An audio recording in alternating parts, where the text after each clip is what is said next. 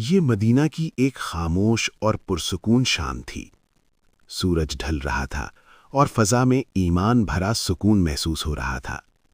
اسی شہر کے ایک سادہ سے گھر میں نبی کریم صلی اللہ علیہ وسلم کی دعوت کی تیاری ہو رہی تھی۔ گھر والوں کے لیے یہ اعزاز کی بات تھی کہ اللہ کے رسول صلی اللہ علیہ وسلم ان کے گھر تشریف لا رہے تھے۔ ہر کام ادب، محبت اور شکر کے ساتھ کیا جا رہا تھا۔ گھر کے ایک کمرے میں 2 معصوم بچے کھیل رہے تھے۔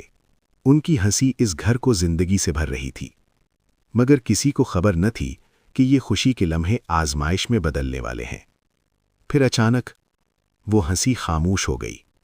ایک ایسا حادثہ پیش آیا جو آنکھوں سے اوجھل رہا مگر دلوں کو توڑ گیا۔ ماں نے اپنے بچوں کو دیکھا مگر اب زندگی ان کے جسموں میں باقی نہ تھی۔ دل ٹوٹ گیا مگر زبان پر شکوہ نہ آیا۔ یہ صبر ایمان سے پیدا ہوا صبر تھا۔ وہ ماں خاموشی سے دوسرے کمرے میں گئی، کھانا تیار کرتی رہی۔ ہاتھ کام میں مصروف تھے اور آنکھوں سے آنسو بہہ رہے تھے۔ اس نے اللہ پر بھروسہ کر لیا اور دعوت کو قائم رکھا۔ کچھ ہی دیر بعد دروازہ کھلا۔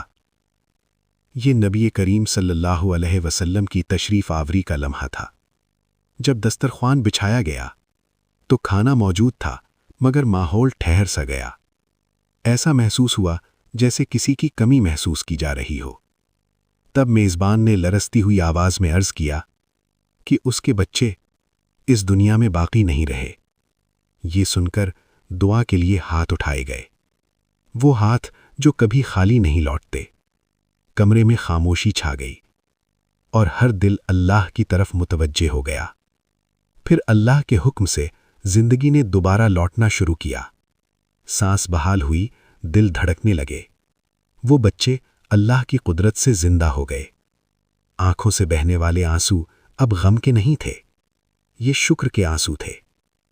وہ گھر جو آزمائش سے گزر رہا تھا رحمت سے بھر گیا۔ آخرکار نبی کریم صلی اللہ علیہ وسلم کی موجودگی میں سب نے مل کر کھانا کھایا۔